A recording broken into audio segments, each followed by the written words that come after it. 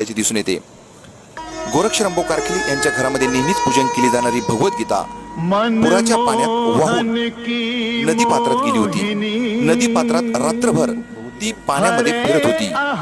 5 फुटाच्या पाण्यापर्यंत ती सतत खाली वर पाण्याखाली जात होती, पाण्यावर येत होती। मात्र मदत कार्य करत असताना आदर्श शिक्षक विजय कारखिले यांच्या लक्षात आल्यानंतर त्यांनी गोरक्ष कारखिले आणि उद्धव कारखिले यांच्या मदतीने ही भगवद्गीता पाण्यातून बाहेर काढली। आश्चर्यकारक गोष्ट म्हणजे ही भगवद्गीता पाण्यावर रात्रभर तरंगत होती। त्याचबरोबर या भगवद्गीतेचे एकही पान भिजलेले नाही।